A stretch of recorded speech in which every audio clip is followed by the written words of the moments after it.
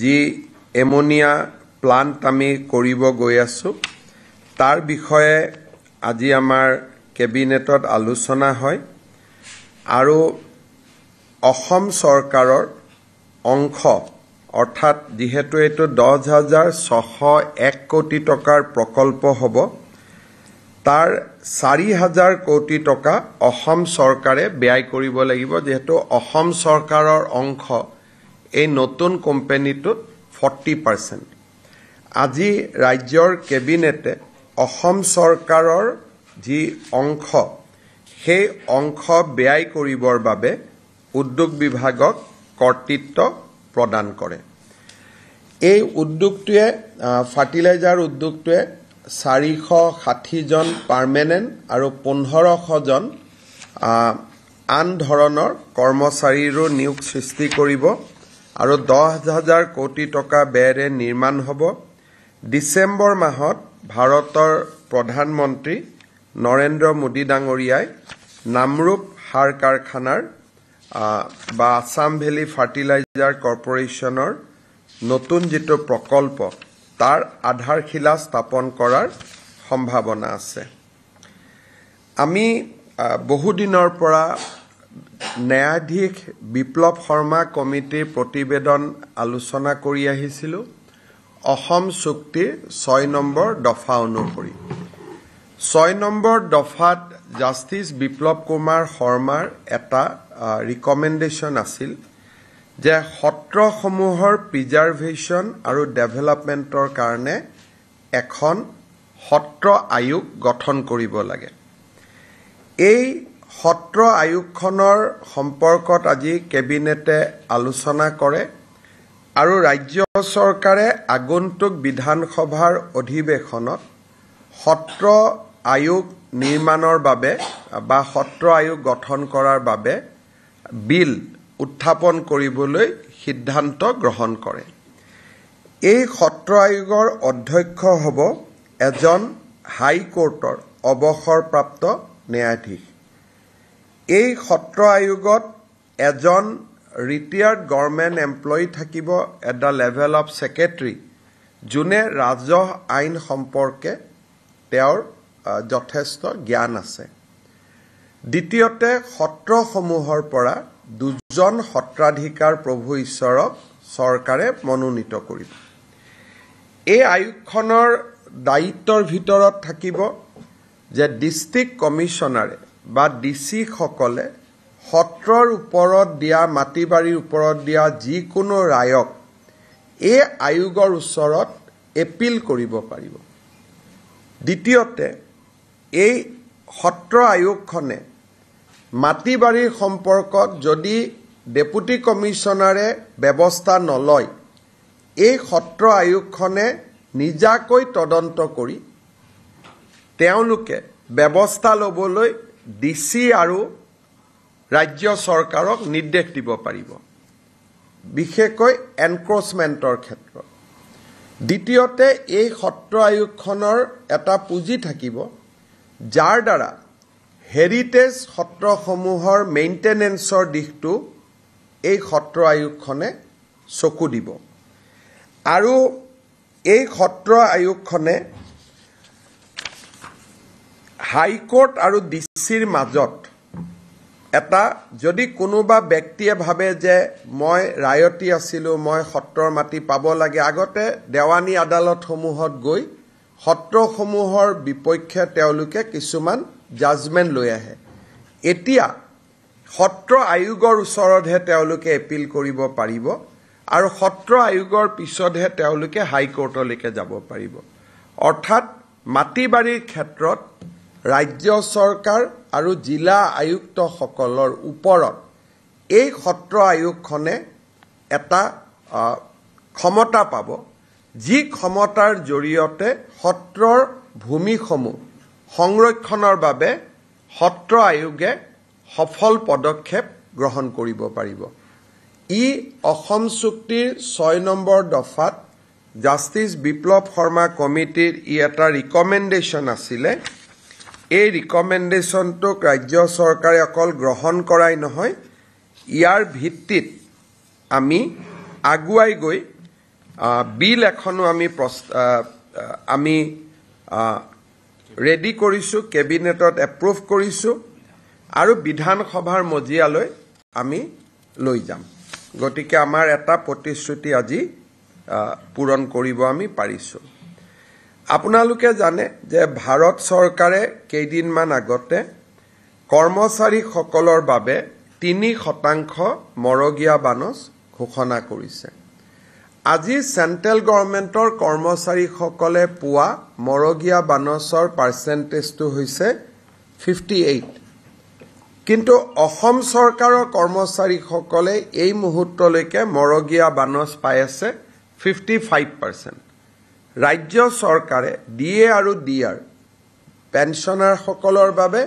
আৰু চাকৰিয়াৰসকলৰ বাবে মৰগীয়া বানচ আজি 55%ৰ পৰা 58%লৈকে বৃদ্ধি কৰে। গতিকে ৰাজ্য চৰকাৰৰ কৰ্মচাৰীসকলে দৰমহাত 3% তেওঁলোকে এতিয়া মৰগীয়া বানচ হিচাপে তেওঁলোকৰ দৰমহা বৃদ্ধি হ'ব। আজিৰ কেবিনেটত আমাৰ নিযুত মইনা আঁচনিখন ৰূপায়ণৰ বাবে 125 কোটি টকাৰ এটা অনুমোদন ৰাজ্যৰ উচ্চতৰ শিক্ষা বিভাগক দিয়া হয়, যাতে অহা 27 তাৰিখৰ পৰা নিযুত মইনা আঁচনিখন আমি ৰূপায়ণ কৰাৰ দিশত আগবাঢ়ি যাব পাৰোঁ। কেবিনেটত আৰু এটা গুৰুত্বপূৰ্ণ সিদ্ধান্ত লোৱা হয়। আপোনালোকে জানে যে আমি খানাপাৰাৰ সমীপত সোণাপুৰত জুবিন গাৰ্গক শেষ বিদায় বা আমি অন্ত্যেষ্টিক্ৰিয়া বা তেওঁৰ শেষ যাত্ৰা যিটো স্থান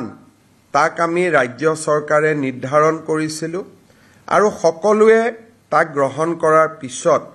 জুবিন গাৰ্গৰ শেষকৃত্য তাতে আমি সম্পাদন কৰোঁ। যোৱা এটা মাহ ৰাজ্য চৰকাৰে দৰ্শনাৰ্থী বা অনুৰাগীসকল গৈ থকাৰ কাৰণে সমাধিটোৰ স্থায়ী নিৰ্মাণৰ ক্ষেত্ৰত আমি বিশেষ ব্যৱস্থা লোৱা নাছিলোঁ। আজি সমাধিটোৰ স্থায়ী নিৰ্মাণৰ বাবে ৰাজ্য চৰকাৰৰ লোক নিৰ্মাণ বিভাগক দায়িত্ব অৰ্পণ কৰা হয়। লোক নিৰ্মাণ বিভাগে সমাধিটোৰ স্থায়ী নিৰ্মাণৰ বাবে এখন পৰিকল্পনা প্ৰস্তুত কৰিব, কিন্তু সেই পৰিকল্পনাখনক চূড়ান্ত ৰূপ দিবলৈ আজি ৰাজ্য চৰকাৰে কমিটি এখন নিৰ্মাণ কৰে। অৰ্থাৎ কেনেকৈ হ'ব তাৰ প্লেনিংটো সেই কমিটিখনে অনুমোদন কৰাৰ পিছতহে ৰাজ্য চৰকাৰে ৰূপায়ণ কৰিব পাৰিব। বিভাগটো হ'ব PWD, কিন্তু কৰিব লাগিব as per direction of this committee. কমিটিৰ সদস্যসকল হ'ল শ্ৰীমতী গৰিমা গাৰ্গ, শ্ৰীমতী পামী বৰঠাকুৰ, শ্ৰী শ্যামন্ত গৌতম, শ্ৰী পাৰ্থ সাৰথী মহন্ত, শ্ৰী বীৰেন সিংহা, শ্ৰীমতী অনুৰাধা শৰ্মা পূজাৰী, শ্ৰী প্ৰাঞ্জল শইকীয়া, শ্ৰী পুলক বেনাৰ্জী, শ্ৰী দুলাল মানকি, শ্ৰীমতী তৰালী শৰ্মা আৰু আমাৰ শংকৰদেৱ কলাক্ষেত্ৰৰ যুটীয়া সচিব সুদৰ্শন ঠাকুৰ এই কমিটিখনৰ আহ্বায়কৰ দায়িত্ব পালন কৰিব। আকৌ এবাৰ ক'ব লাগিব, শ্ৰীমতী গৰিমা গাৰ্গ, পামী বৰঠাকুৰ, শ্যামন্ত গৌতম, পাৰ্থ সাৰথী মহন্ত, বীৰেন সিংহা, অনুৰাধা শৰ্মা পূজাৰী, প্ৰাঞ্জল শইকীয়া, পুলক বেনাৰ্জী, দুলাল মানকি, তৰালী শৰ্মা আৰু সুদৰ্শন ঠাকুৰে এই কমিটিখনৰ আহ্বায়ক বা সচিবৰ দায়িত্ব পালন কৰিব। আৰু এই কমিটিখনে যিখন প্লেন বা যিটো আৰ্কিটেকচাৰত অনুমোদন জনাব তাকেই ৰাজ্য চৰকাৰে ৰূপায়ণ কৰিব। আমি ভাবোঁ যে অহা এমাহ বা 1.5 মাহ বা 2 মাহৰ ভিতৰত যদি পৰিকল্পনাখন প্ৰস্তুত হৈ উঠে, লগে লগে আমি সমাধি ক্ষেত্ৰৰ স্থায়ী নিৰ্মাণৰ বাবে আমি আগুৱাই যাব পাৰিম। মৃত্যুৰ তদন্তৰ ওপৰত আজি আমাৰ কেবিনেটত কেইটামান গুৰুত্বপূৰ্ণ কথা আলোচনা হয়।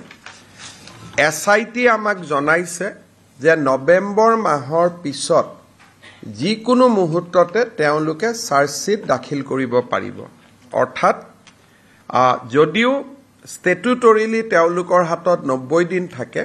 কিন্তু তেওঁলোকে ভাবে যে নৱেম্বৰ মাহৰ ভিতৰতে তেওঁলোকে তদন্ত সামৰি আদালতক অভিযোগনামা দিয়াৰ পথত আগবাঢ়িব। নৱেম্বৰৰ শেষত হওক, ডিচেম্বৰৰ ফাৰ্ষ্ট উইকত হওক। কেবিনেটে আজি গুৱাহাটী উচ্চ ন্যায়ালয়ৰ মুখ্য ন্যায়াধীশক এটা ৰিকুৱেষ্ট কৰিবৰ বাবে সিদ্ধান্ত গ্ৰহণ কৰে, যাতে এখন ফাষ্ট ট্ৰেক কোৰ্ট, যাতে ন্যায় প্ৰদানৰ প্ৰক্ৰিয়া খুব সোনকালে হ'ব পাৰে। কাৰণ মই দেখিছোঁ যে সকলোৱে জুবিন গাৰ্গৰ ন্যায় বিচাৰিছে, জাষ্টিছ ফৰ জুবিন গাৰ্গ বুলি কৈছে, আৰু ন্যায় আদালতে কৰে। আদালতে বহুদিন সময় লয়, ৰাইজে সেই সময়খিনি দিব বিচৰা নাই। সেইকাৰণে আজি আমাৰ কেবিনেটত সিদ্ধান্ত গ্ৰহণ কৰা হৈছে যে মুখ্যমন্ত্ৰীয়ে মুখ্য ন্যায়াধীশৰ লগত যোগাযোগ কৰিব, যিটো মুহূৰ্ততে আমি চাৰ্জশ্বিট দিব পৰা অৱস্থালৈ আহোঁ, সেই মুহূৰ্তত যাতে আমি এখন ফাষ্ট ট্ৰেক কোৰ্ট পাওঁ, য'ত ডে টু ডে হিয়াৰিং হ'ব পাৰে, দৈনন্দিন হিয়াৰিং হ'ব পাৰে, আৰু খুব সোনকালে এই অভিযোগনামাখনৰ ওপৰত আমাৰ বিচাৰ নিষ্পত্তি হ'ব পাৰে। চ' ৰাজ্য চৰকাৰৰ আজি এইটো এটা কেবিনেটৰ সিদ্ধান্ত আছিল যে Guwahati high court should constitute a fast track court. দ্বিতীয়তে, ৰাজ্য চৰকাৰে এইটো সিদ্ধান্ত গ্ৰহণ কৰিছে যে ৰাজ্যৰ মহা অধিবক্তাৰ লগত আলোচনা কৰি আমি এজন স্পেচিয়েল পাব্লিক প্ৰচিকিউটৰ দিম, যাৰ বেলেগ কোনো কাম নাথাকে। তেওঁ কোৰ্টত অভিযোগনামা দাখিল কৰাৰ পৰা গোচৰটোৰ ৰায়দান নোহোৱালৈকে তেওঁ যাতে এই কামটোতে নিৰন্তৰভাৱে লাগি থাকিব পাৰে, সেইকাৰণে ৰাজ্য চৰকাৰৰ কেবিনেটে আজি এই ন্যায়ৰ প্ৰক্ৰিয়াক আগুৱাই লৈ যাবৰ বাবে এজন স্পেচিয়েল পাব্লিক প্ৰচিকিউটৰ আমি এপইণ্ট কৰাৰ বাবে সিদ্ধান্ত গ্ৰহণ কৰিছোঁ। নাম আমি ঠিক কৰা নাই, আমি ৰাজ্যৰ মহা অধিবক্তাগৰাকীৰ লগত আলোচনা কৰি আমি নামটো পৰৱৰ্তী সময়ত আপোনালোকক অৱগত কৰিব পাৰিম। গতিকে আমি যিখিনি কাম সদায় কৰোঁ বা আমাৰ প্ৰত্যেকখন কেবিনেটতে আমি জাতি মাটিৰ কাৰণে আমি বহু সিদ্ধান্ত লওঁ, সেইবিলাক আছিলেই। তাৰ ওপৰত জুবিন গাৰ্গৰ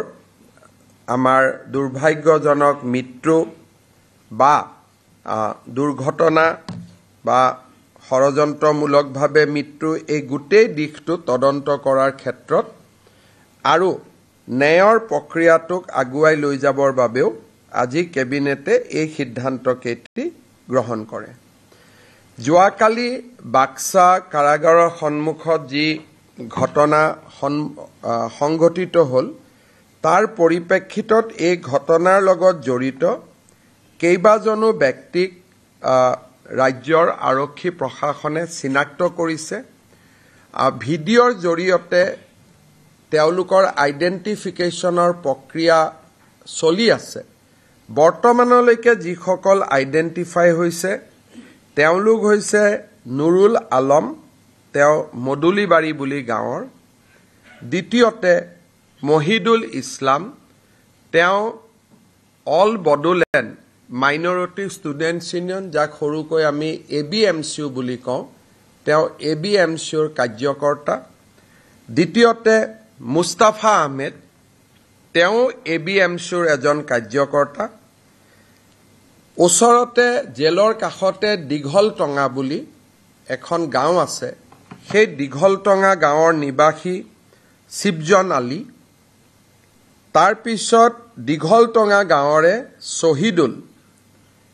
আৰু এজন ব্যক্তিক গ্ৰেপ্তাৰ কৰা হৈছে আহেলা মিয়া। বৰ্তমান তেওঁ ভোটাৰ হৈ আছে, অৰ্থাৎ তেওঁ সন্দেহযুক্ত বিদেশী।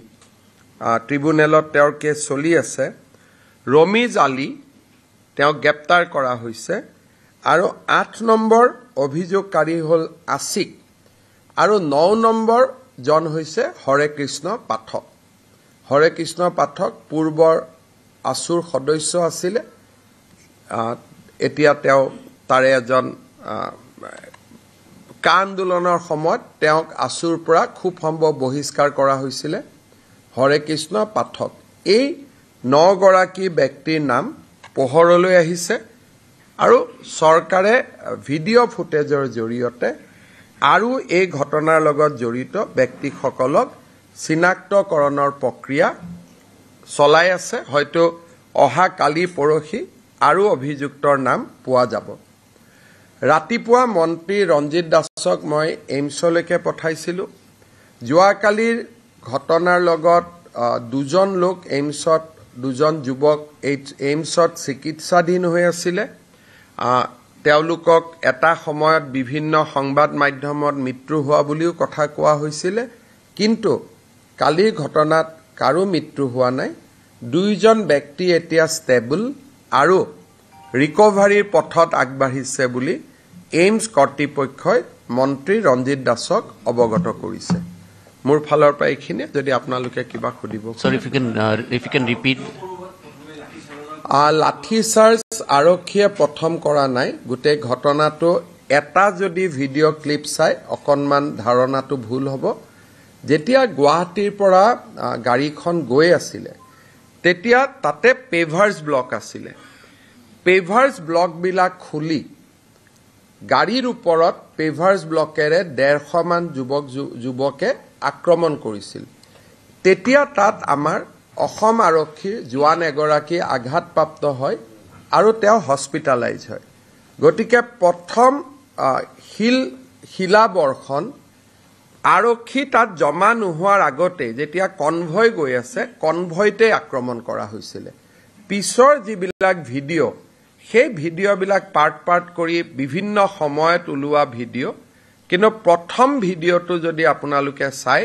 তেতিয়া সাংবাদিকসকলৰ লগতো তাতে মই কথা পাতিছো যিকেজন সাংবাদিকক মই জানো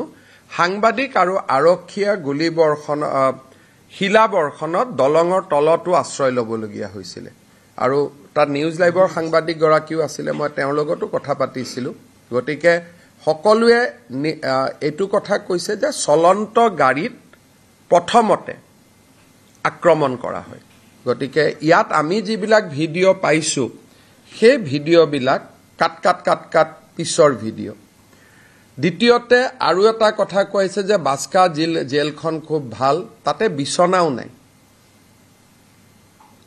আজি ৰূপেশ গোৱালাই আমাক কৈছে যে তাতে ইভেন বিছনাও নাই কাৰণ জেলখন নতুন আছিলে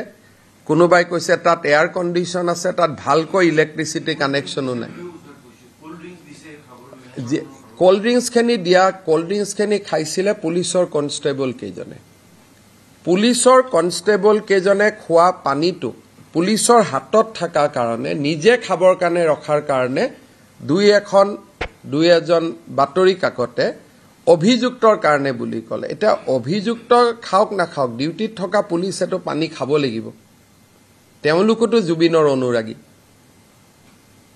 গতিকে এই আৰু জেলখনৰ ভিতৰতো আপোনালোকক কেতিয়াবা আমি লৈ যাব পাৰিম আপোনালোকে চাব পাৰিব তাত দূৰণিলৈকে কতো এয়াৰ কণ্ডিশ্যন নাই সেইটোকে কৈছো যে আপোনালোকে নিজে চিন্তা কৰক কালি যদি দুজন লৰাৰ মৃত্যু হ'লহেঁতেন তাৰ দায়িত্ব কোনে ল'ব লাগিলহেঁতেন আজি ইচ্ছা কৰিলে এই দুজন লৰাই যে গুলি খালে তাৰ গোটেই দায়িত্বটো ৰাজআতিথ্য দিয়া বুলি কোৱা চেনেলজনৰ সাংবাদিকজনক আমি আইনমতে আজি গ্ৰেপ্তাৰ কৰিব পাৰো কাৰণ তেওঁৰ হাতত কোনো প্ৰমাণ নাই যিখন জেলত বিছনাও নাই আজি ৰূপেশ গোৱালা কেবিনেটত আমি সুধিছিলো যে এই জেলত কি আছে বোলে দাদা তাততো বিছনাও নাই অকল মেট্ৰেছ আছে নিৰাপত্তা দিব লৈ যোৱা হৈছে ৰাজআতিথ্য নহয় দুইটাৰ মাজত পাৰ্থক্য আছে তাত ক'লে এয়াৰ কণ্ডিশ্যন আছে আজি এই দুইজন লৰা যে যদি মৃত্যু হ'লহেঁতেন এই মৃত্যুৰ দায়িত্ব কোনে ল'লেহেঁতেন শীতল পানীয় বুলি কোৱা চেনেলটোৱে নহলে ৰাজআতিথ্য দিয়া বুলি কোৱা চেনেলটোৱে এতিয়া মই কাৰো ওপৰত ষ্টিক হ'ব খোজা নাই সকলোকে ধৰি লৈছো জুবিন অনুৰাগী কিন্তু যদি কালিৰ ঘটনাটোৰ তদন্ত হয় তেতিয়ালে প্ৰথম প্ৰভোকেশ্যনটো এটা চেনেলৰ সাংবাদিকৰ পৰা আহিব যোনে ৰাজআতিথ্য দিয়া বুলি ক'লে নম্বৰ 2 শীতল পানীয় খোৱা বুলি ক'লে গতিকে ক্ৰিমিনেল কেছটো এনেকুৱা হয় যে সাংবাদিকসকলৰ ফ্ৰীডম অফ স্পীচ আছে কিন্তু হসা মিছা বাতৰি কৈ থকাটো ফ্ৰীডম অফ স্পীচৰ ভিতৰত নপৰে গতিকে এই বিষয়টো মই ভাবো যে আপোনালোকে যদি জেলখন চাব খোজে যাবও পাৰিব দুটা দিন পিছত পৰিৱেশটো অলপ ঠাণ্ডা হৈ গলে জেল ৰাজআতিথ্যৰ জায়গা হ'ব পাৰে নেকি জেল কেনেকে ৰাজআতিথ্যৰ জায়গা হ'ব পাৰে আমি একেখন টকা খৰচ কৰি জেলহে বনাইছো আমিতো হোটেল বনোৱা নাছিলো জেলত কি থাকে সৰু সৰু ৰুম থাকে এটা ৰুমৰ পৰা এটা ৰুমত আহিব নোৱাৰা ডাঙৰ ডাঙৰ ওয়াল থাকে জেলত ৰাজআতিথ্য হ'ব পাৰে নেকি যদি আমি হোটেল এখনক জেললৈকে কনভাৰ্ট কৰিলোহেঁতেন তো ৰঞ্জন দৈমাৰী ক্ষেত্ৰত আমি তেওঁক এটা গেষ্ট হাউচত ৰাখিছো এনডিএফবিৰ বহুত কেইজন একিউজত চিৰাঙত এখন আমি গেষ্ট হাউচত ৰাখিছো তাত ক'ব পাৰে ৰাজআতিথ্য বুলি আৰ্গুমেণ্টছে কিন্তু জেলতে ৰাখিলে জেলখন কেনেকে ৰাজআতিথ্য হ'ব পাৰে গতিকে বিষয়টো কোলৈকে লৈ যোৱা হৈছে মই ভাবো যে ডেফিনেটলি সেই পেপাৰখনক জাষ্টিস সৌমিত্ৰ শইকীয়া কমিটিয়ে মাতিব সাক্ষী দিবৰ কাৰণে কাৰণ অসম চৰকাৰে তাত এফিডেভিট দিব এই চেনেলটোৰ বিপক্ষে যাতে জাজে এটুক চাই কাৰণ আমি যদি পুলিচে ধৰি লৈ যায় আমাক অভিযোগ দিব অহা কালি খুব সম্ভৱ জাষ্টিস শইকীয়া কমিশনে এফিডেভিট বিচাৰিব আমাৰ এফিডেভিটত যিমানে আজিলৈকে উৰা বাতৰি উলিয়ালে আমি গোটেইবোৰ আমাৰ এফিডেভিটত দিম যিমানে আজিলৈকে উৰা বাতৰি উলিয়ালে সুপ্ৰিম কোৰ্টত পিটিশন যোৱাই নাই আপোনালোকে আৰম্ভ কৰিলে কেনেকে পিটিশন যাব পাৰে পিটিশনখনতে লিখা আছে ডিফেক্টিভ বুলি তাৰমানে পিটিশনখন শুদ্ধ কৰি দিয়া নাছিল কাৰণে পিটিশনখনৰ ওপৰতে লিখা আছে ডিফেক্টিভ পিটিশন বুলি সেই পাৰ্টটো আপোনালোকে নেদেখুৱালে আৰু ডিফেক্টিভ কাৰণে আজিলৈকে সুপ্ৰিম কোৰ্টত এখন পিটিশন নাহিলে ইয়াৰ ওপৰত মানুহ বহি গল কেনেকে দিব পাৰে কোৰ পৰা দিলে কেনেকে দিলে তেওঁ সিংগাপুৰত নাছিলে গুৱাহাটীতে ঘূৰি আছিলে প্লেনত কোনোবা সিদ্ধাৰ্থ শৰ্মা আহিছে আপোনালোকে এইজন সিদ্ধাৰ্থ শৰ্মা বুলি উলিয়াই দিলে তানে বাৰে বাৰে আপোনালোকে অসমখনক এটা এজত লৈ গৈ আছে মই আপোনালোক মানে নাম ধৰি কোৱা নাই যে এইজন বাৰে বাৰে নিজৰ জননী জন্মভূমি ইমানটো দুৰ্ঘটনাৰ এজত লৈ যাব নালাগে কালি এই দুজন লৰা ছোৱালী যদি লৰাৰ মৃত্যু হলহেতেন আপোনালোকে কলেহেতেন অসম চৰকাৰে জবাব দিয়ক কিন্তু আসল দুখটো কাৰ ওপৰত আছিল ৰাজআতিথ্য জীৱনত জুনে বাক্সা জেল দেখাই নাই পাঁচটা যে সিএ আন্দোলনৰ সময়ত মৰিলে তেওঁলোকৰ কথা কেতিয়াবা আপোনালোকৰ মনত আহে নে নাই কেতিয়াবা মনত পৰে নে নাই কাৰোতো মনত নপৰে মাক বাপেকৰ মনত পৰি থাকে আজি এই দুজন লৰা যদি মৃত্যু হলহেতেন মাক বাপেকে জীৱনৰ কাৰণে দুজন সন্তানক হেৰুৱাই দিলেহেতেন আপোনালোকে হয়তো দুটা টিআৰপি পালেহেতেন গতিকে মই ভাবো যে হসা কথাখিনি আমাকে সুধি ল'ব না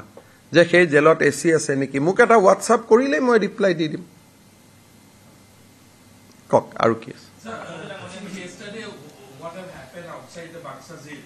And given the fact that those people who have been identified by the police now, their backgrounds seem to be influential. So do you think that there is a pattern or a concerted attempt to de-establish the... So, যিদিনাখন অসমত মানুহে ঈদ নাপাতিবৰ বাবে সিদ্ধান্ত ল'ব সিদিনাখন মই কম যে একো পেটাৰ্ণ নাই সেইকাৰণে মাই judgement is reserve Durga Puja নাপাতিব সিদ্ধান্ত ললো ভাষণী নাপাতিব সিদ্ধান্ত ললো দীপাৱলী নাপাতিব সিদ্ধান্ত ললো 25 ডিসেম্বৰত বৰদিন আহি আছে আমি কি সিদ্ধান্ত লম মই চাও Mr. Chief Minister, if you can... তাৰ পিছত ঈদ আহিব তাৰ পিছত আমি পাতুনে নাই চাও যদি সবেই ঈদু নাপাতে বৰদিনু নাপাতে তেতিয়ালে there is no pattern everybody দুখিত হৈ আছে কিন্তু সবেই যদি সব পাতে আৰু আমাকহে যদি পাতা বন্ধ কৰে তেতিয়াতো আমি কবই লাগিব দেই যে প্যাটাৰ্ন বুলি সেইকাৰণে আজি মই একো নকওঁ আমি ৰখিব লাগিব টু গেট দিস আনসাৰ সেইকাৰণে আজিয়ে যদি মই কৈ দিওঁ প্যাটাৰ্ন আছে that will be wrong গতিকে ইট ইজ আ মেটাৰ যে we have to wait for next 3 4 5 months তেতিয়া আমি গম পাম যে প্যাটাৰ্ন আছে নে নাই আজিয়ে কোৱাটো শুদ্ধ নহয় ইটোতো আপোনালোকে তাত ইনপুট নাই সাংবাদিক কেজনে মাটি মাটি লৈ আহিলে মানুহ কেজনৰ ইনপুটটো পুৰা ইনপুট তাত কোনো নাছিল গোটেইখিনি পেপাৰৰ সাংবাদিকখিনি তাতে গুট খাই মাটি মাটি আনিলে লৰা ছোৱালী কেইটাক তাৰ পিছত তাতে আৰম্ভ কৰিলে যে বাক্সাত লৈ আহিছে জুবিনৰ হত্যাকাৰী বুলি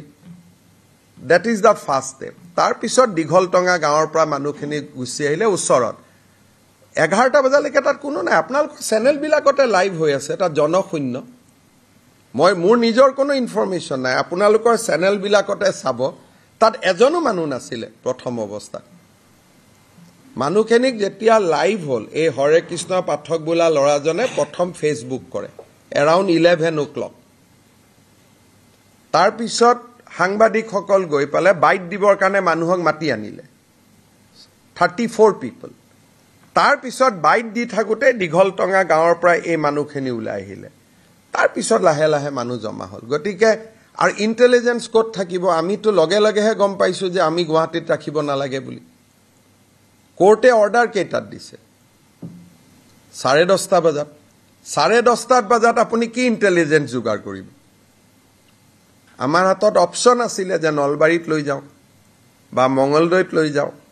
বা আমি বাক্সাত লৈ যাও কাৰণ আমি বহুত দূৰটো এখন গাড়ী চলাই যাব নোৱাৰি গতিকে আমাৰ হাতত অপচন আছিল যে গুৱাহাটীৰ পৰা 1 ঘণ্টাৰ ভিতৰত আমি যতে পাৰো তাত লৈ যাও জাজে কলে ৰাখিব নালাগে বুলি গুৱাহাটীত জুডিচিয়াৰী মুখ্য ন্যায়িক দণ্ডাধীশে কলে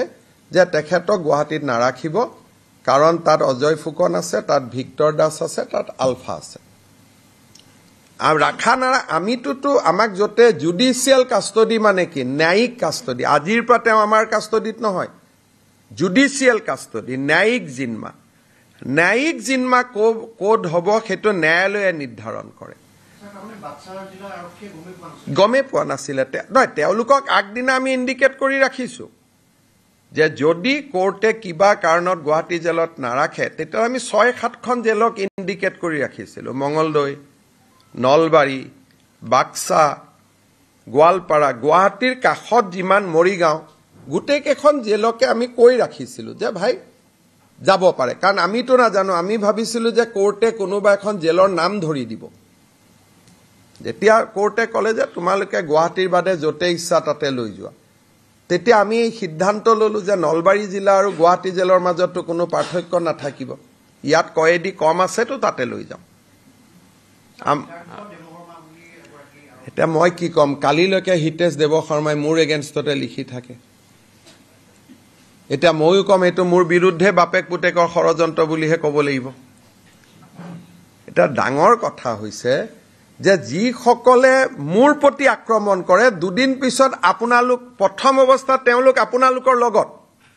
হিতেশ দেৱ শৰ্মা ইমান দিন আছিল আপোনালোকৰ লগত মানে আপোনালোক আৰু হিতেশ দেৱ শৰ্মা মোটামুটি এটা কেম্পতে আছে কালিৰ পৰা কেম্পটো ভাঙি গল এটা হিতেশ দেৱ শৰ্মাক যদি মই কিবা কৰো অহা যোৱা কালি যদি মই কিবা কৰিলেতেন আপোনালোকে তো মোক একদম পিঠি ফালি দিলে আৰু হিতেশ দেৱ শৰ্মা মোৰ মানুহ নহয় আপোনালোকৰ মানুহ এটা কৰিব লাগে নে নালাগে আপোনালোকে কক তেওঁ আপোনালোকৰ হে মানুহ তেওঁটো গোটেই ফেসবুক খনত মোৰে এতিয়াতো মই উল্টাই কব খোজো যে আমাক বেয়া পোৱা মানুহখিনিয়ে শত্ৰুতামি কৰি কালি গোটেই ঘটনাটো কৰিলে থ্ৰ হিতেশ দেৱ শৰ্মা তেওঁ লৰা তেনেকেও মই কব পাৰো কিন্তু মইতো এইটো কথা কোৱা নাই because as a CM I cannot be unreasonable মোক বহুতে কৈ আছে যে স্যাৰ কৈ দিয়ক গীতাৰ্থই কৰি দিলে হিতেশ দেৱ শৰ্মা তো আপোনাৰ এগেইনষ্টৰ মানুহ এই ইকোসিস্টেমৰ মানুহ আমাৰ বিৰোধী সিস্টেমটোত গতিকে কৈ দিব পাৰিব যে এটো কংগ্ৰেছে ষড়যন্ত্ৰ কৰিলে মইতো এটো কোৱা নাই মইতো উল্টাই ডিফেন্ড কৰিছো শত্ৰু হক বন্ধু হক মইতো উল্টাই ডিফেন্ড কৰিছো যে যেটো পংকজে প্ৰশ্ন কৰিলে মইতো তাৰ লগত হাওঁব দিব পাৰিলোহেতেন যে গোটেই ঘটনাটো হিতেশ দেৱ শৰ্মা লৰাই কৰিলে বুলি এইটোতো নহয় নহয় যিটো নহয়তো ক'ব লাগিব তাততো টাইমাৰটো চালে গম পাব ঘটনাটো কেইটাৰ ইটো ঘটনা কেইটাৰ তেওঁ কি কৰিছে কি কৰা নাই তদন্ততটো সব আহিব কিন্তু হিতেশ দেৱ শৰ্মা কাৰ মানুহ পিছত লাষ্ট 3 মাহ কাৰ মানুহ 6 মাহ কাৰ মানুহ আপোনালোকৰ মানুহ এই গোটেই ঘটনাটোতো তেওঁৰে ফেচবুক পোষ্ট সাৰ্কুলেশন হৈ আছে এনেকে মানুহবোৰ খৰি খৰি গৈ থাকিব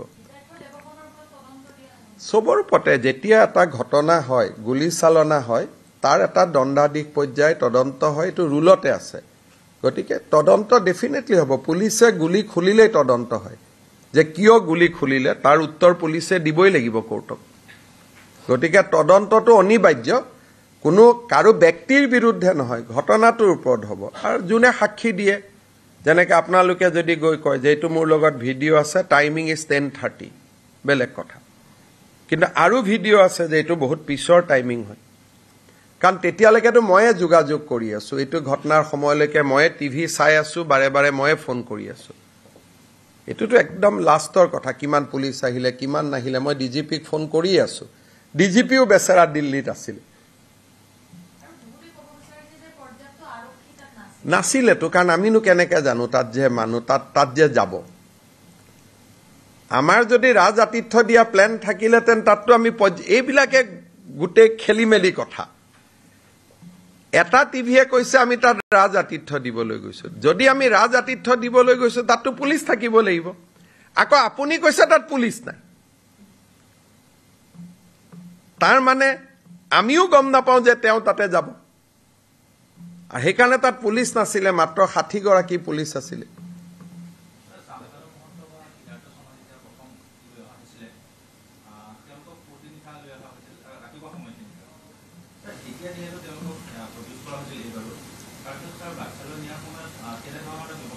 আমি একাৰণে কৰিব নখুজিলো কাৰণ যি সময়তে জুডিশিয়াল কাষ্টডি দিয়ে তাৰ পিছত পুলিচে ৰাখিব নোৱাৰে আইনে হেতুক নামানে তেওঁক যদি ৰাখিব খুজিলোহেতেন আমি মেজিষ্ট্ৰেটৰ কাষতে বহাই থব লাগিব বা মেজিষ্ট্ৰেটৰ লগত যে এটা সেল আছে তাতে ৰাখিব লাগিব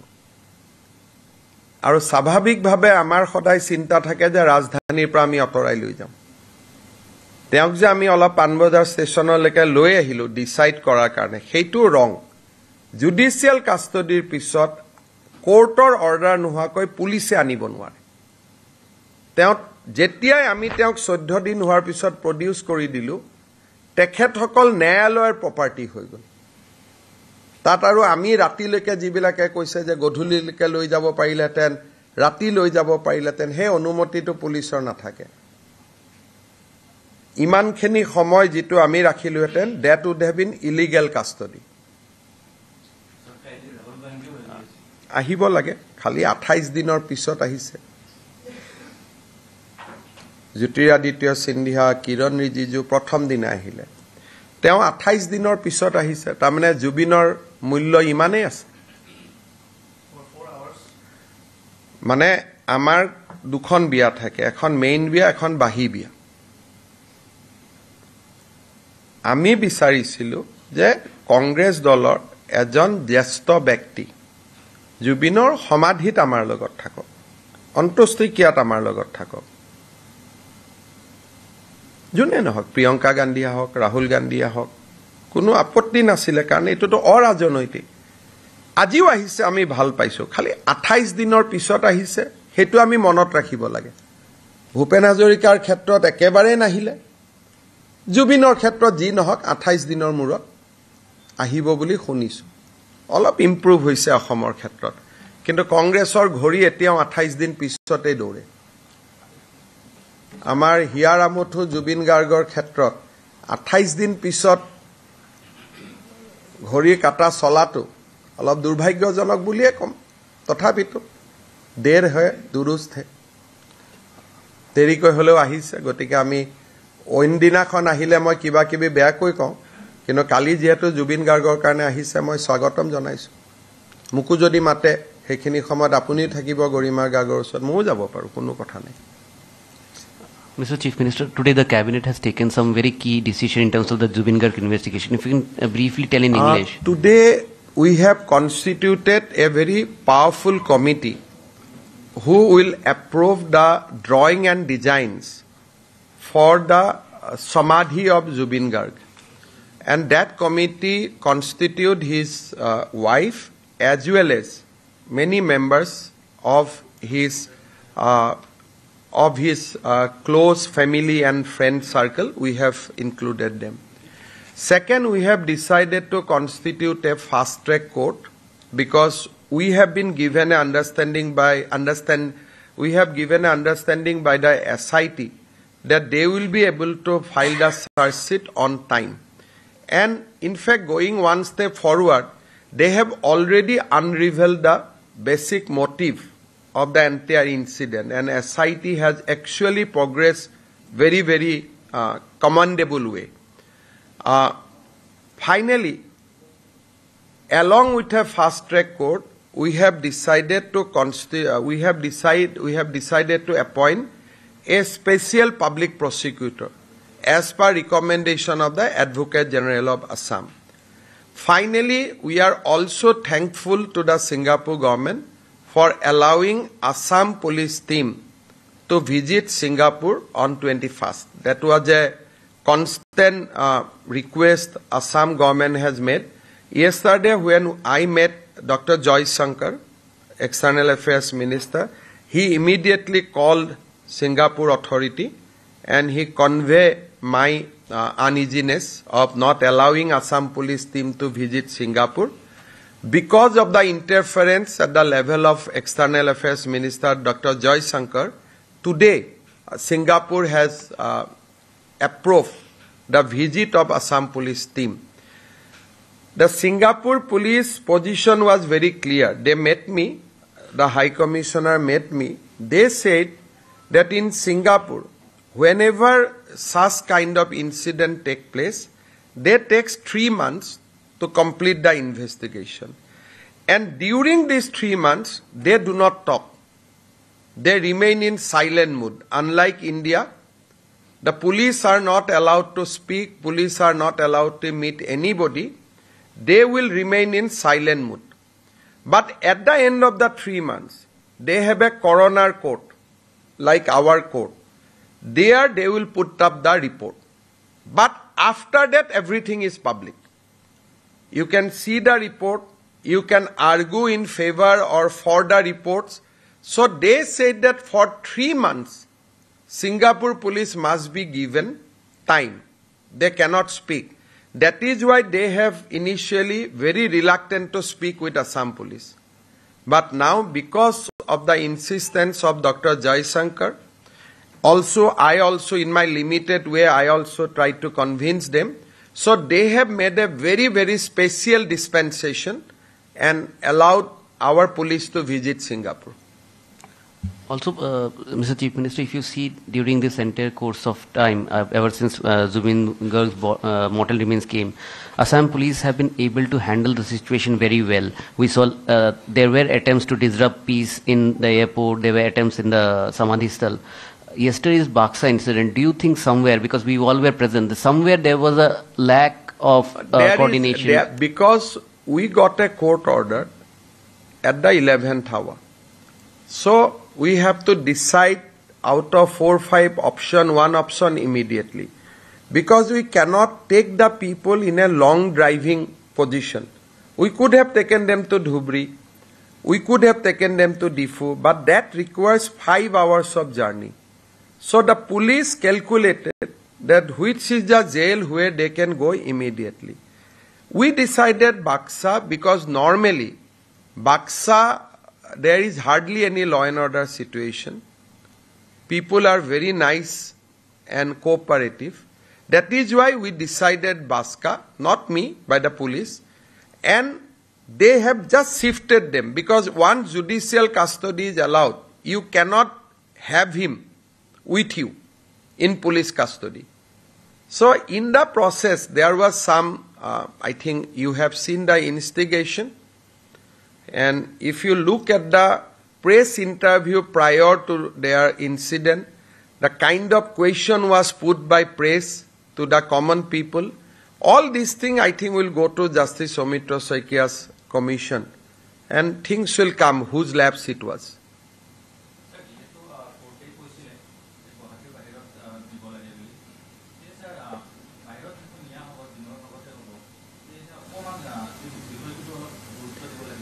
গুৰুত্ব আমি কেনেকে দিব পাৰো আপুনি কথাটো বুজি পোৱা নাই 10:30 বজাত কোৰ্টে আমাক নিৰ্দেশ দিলে যে তেওঁক এখন সিকিউৰ জেলত লৈ যাওক আমি কোট ৰাখি থম তেখেতক সেই মাজৰ সময়খিনি কবাত ৰাখি থলেতো আমি চাহ খুৱাব লাগিব ভাত দিব লাগিব আপোনালোকে কি অৱস্থা কৰিলেতেন ভাবক কি ধৰণে আমি চলি আছো এটা আমাৰ বাদে কোনেও নাজানে 28 দিন আমি কোনেও খোৱা নাই বাক জুবিনৰ কাৰণে নুখুলে ভাল লাগিলহেতেন প্ৰেছৰ কাৰণে সোশ্যাল মিডিয়া সব কথাতে পইণ্ট উলিয়াই দিয়ে এতিয়া যদি কয় যে মই কথা কৈ আছো ই নীলাটো পিন্ধি কিয় কথা কৈ আছে কিয় বগাটো পিন্ধা নাই এনেকে ধৰণে মানে মই নিজেও নাজানো যে অসমীয়াই পিছত কি বুলি কাক জবাব দিব জুৱা 28টা দিনত যি ধৰণে ভুৱা বাতৰি উৰা বাতৰি প্ৰচাৰ হৈছে পিছত কি জানি আমি নিজে নিজক লাজ পাম মই আগতে কৈছো জুবিনৰ মৃত্যুৰ আগত এই সকল কেতিয়াও জুবিনৰ অনুৰাগী নাছিল মই এটা নাম নোকোৱাকৈ কম এটা বাতৰি গোষ্ঠীত জুবিনে গৈ আক্ৰমণ কৰিছিল অতিষ্ঠ হৈ জুবিনৰ বিপক্ষে লিখি থকা কাৰণে আপোনালোকৰ মনত আছে নাই নাজানো এটা বাতৰি কাকত গোষ্ঠীয়ে 3 দিন মোৰ বিষয়ে যেনেকে লিখে একজেক্ট সেই শব্দবোৰ ব্যৱহাৰ কৰি 3 দিন জুবিন গাৰ্গৰ কথা লিখিছিল শেষত জুবিনে অতিষ্ঠ হৈ বাতৰি কাকত গোষ্ঠীটোক আক্ৰমণ কৰেগৈ আক্ৰমণ মানে তাৰ যিটো মেজাজ আছিল গেটটেট ভাঙি সোমাই গল তেতিয়া পেপাৰখনে পিছদিনাখন লিখিলে যে জুবিন গাৰ্গৰ সাংস্কৃতিক অনুষ্ঠান বৰ্জন কৰিব লাগে সেই অনুষ্ঠানটোৰে ডিব্ৰুগড়ত এটা তেওঁলোকৰ কিবা এটা জয়ন্তী আছিল জুবিন গল ডিব্ৰুগড়লৈকে তাক গান গাব গলে ষ্টেজতে গলে ইহঁতৰ কাৰণে মই গান নাগাওঁ এইটো আজি 6 মাহৰ কথা ষ্টেজতে কলে যে মই গান নাগাওঁ আজি সেই বাতৰি কাকত আৰু টিভি একেবাৰে অমুক কৰিছে তমুক কৰিছে শীতল পানীয় গতিকে মই নিজে বুজি নোপোৱা হৈ গৈছো যে আমি কোনখন অসমত আছো এই গোটেই কথাটো মই আকৌ এবাৰ কৈছো যে জুবিনৰ যেতিয়া ডিব্ৰুগড়ত বেমাৰ হৈছিল তেতিয়া বিশেষ বিমানেৰে অসম চৰকাৰে জুবিনক দিল্লীলৈকে লৈ গৈছিল পিছদিনাখনটো গোটেই বাতৰি কাকত বিলাকে মোক গালি দিছিল আজি কৈছে চাৰ্টাৰ দি কিয় জুবিনক লৈ আহা নাই তেতিয়াও মই ভয় খাই আছিলো খিদিনাখন কি জানি চাৰ্টাৰ দি জুবিনক লৈ আহিম ইয়াত গালি গালাজ কৰে গতিকে এই গোটেই পজিশন বিলাক আপোনালোকেও পিছত আই থিংক যিখন অভিযোগনামা দাখিল হ'ব সকলোৱে বহুত আচৰিত হ'ব নতুন নতুন বহুত তথ্যও পাব আৰু that will be a it will not be a very easy গোটেই বস্তুটো জাতিটোক এবজৰ্ভ কৰোতে সময় লাগিব অভিযোগনামাখন কাৰণ তাত বহুত কথা থাকিব গতিকে তেতিয়া আপোনালোকে নিজকে নিজে এবাৰ চোৱাৰ সময় পাব মইতো আচৰিত হৈ যাম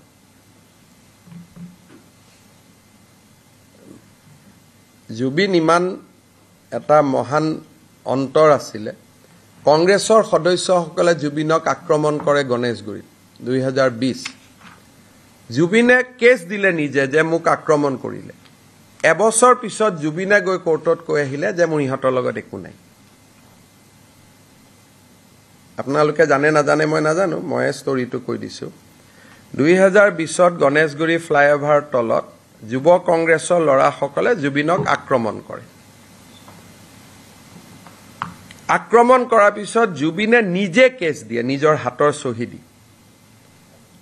এবছৰ পিছত জুবিনে আদালতত গৈ কয় যে লৰাকেইটাৰ লগত মোৰ একো দুশ্মনী নাই, ইহঁতক এৰি দিয়ক। গতিকে এই উত্থান পতান বহুতবিলাক আপছ এণ্ড ডাউন আছে। পিছত যেতিয়া এইবিলাক ঠাণ্ডা হৈ যাব তেতিয়া মই ক'ম। মই আজি ৰাতিপুৱা মোক এজনে 3খন পেপাৰ দি থৈ গৈছে, ইমান ফুল পেজ, যেনেকৈ মোৰ এগেইনষ্টত কেতিয়াবা প্ৰেছৰ গোটেই পেজবোৰ লিখি দিয়ে ওপৰৰ পৰা তললৈকে। তাত মানে প্ৰধানমন্ত্ৰীৰ বাতৰিও নাথাকে, ৰাষ্ট্ৰপতিও নাথাকে, অকল ময়ে যেনেকৈ তলৰ পৰা ওপৰলৈকে থাকোঁ, তেনেকৈ ধুব 3 দিন না 3 দিন জুবিন গাৰ্গক একেবাৰে শেষ কৰি দিলে। পবিত্ৰই কৈছে, দাদা মোৰ মনত আছে, মোক ফোন কৰিছিলে, জুবিনে মোকো লগ কৰিছিল যাবৰ কাৰণে তাতে ৰাতি। তাতে গৈ পেলাই জুবিনে আক্ৰমণ কৰি দিলে। মোৰ ভাষা নহয়, বাতৰি কাকতখনে লিখিলে আমাৰ কাৰ্যালয়ত জুবিনৰ আক্ৰমণ বুলি। ভাষাটো মোৰ নহয়, জুবিনে হয়তো আক্ৰমণ কৰাও নাছিলে, বাতৰি কাকতখনে লিখিলে মোৰ কাৰ্যালয়ত জুবিনৰ আক্ৰমণ। এতিয়া তেওঁলোক জুবিনৰ অনুৰাগী হলো, আমি বেয়া হৈ গলো, আমি কি কৰিম?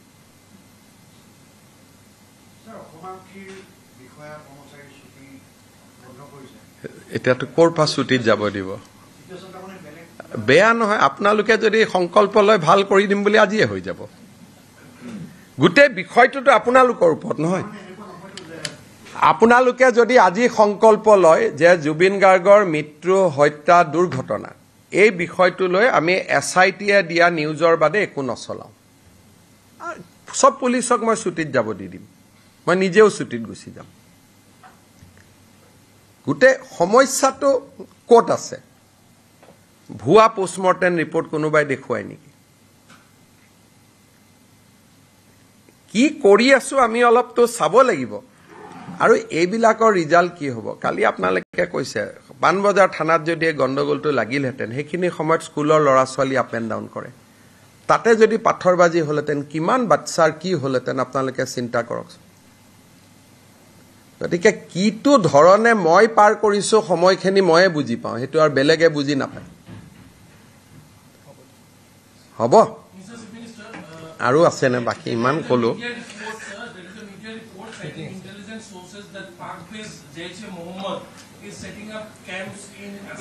চক এইবাৰ বিধানসভাত 2খন ডাঙৰ আইন আহিব, আৰু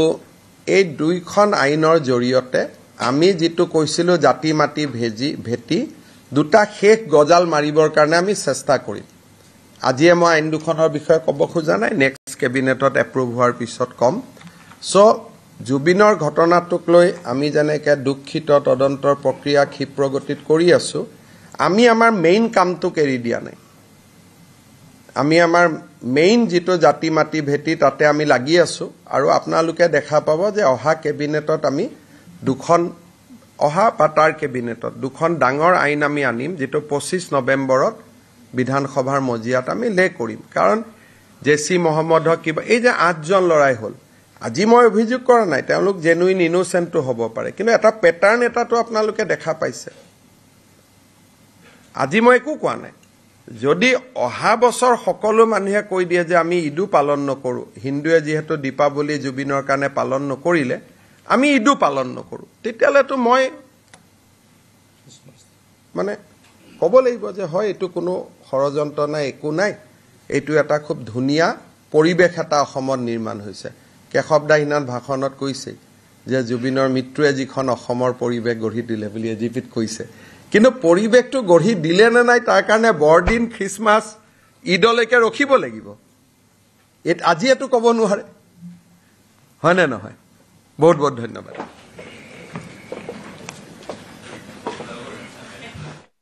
মুখ্যমন্ত্ৰীৰ সংবাদমেলৰে আপোনপটীয়া সম্প্ৰচাৰ আমি আগবঢ়ালোঁ।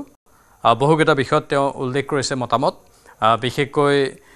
জুবিন গাৰ্গৰ সমাধিক্ষেত্ৰ নিৰ্মাণৰ বাবে 11জনীয়া এটা কমিটি নিৰ্মাণ কৰাৰ কথা সদৰি কৰিছে, আৰু তদন্ত প্ৰক্ৰিয়াৰ কথাও কৈছে, ফাষ্ট ট্ৰেক কোৰ্টৰ কথা কৈছে, আন কেতবোৰ বিষয়ৰ কথা কৈছে, বাক্সাৰ ঘটনাৰ কথা কৈছে, আৰু বাক্সাৰ ঘটনাৰ সৈতে কোন কোন জড়িত তেওঁলোকৰ নাম তালিকাসহ মুখ্যমন্ত্ৰীয়ে সংবাদ মাধ্যমৰ সন্মুখত সদৰি কৰিছে, আৰু পৰৱৰ্তী দিনত সকলো বিষয় ভালদৰে চোৱা হ'ব বুলিও মুখ্যমন্ত্ৰীগৰাকীয়ে উল্লেখ কৰিছে।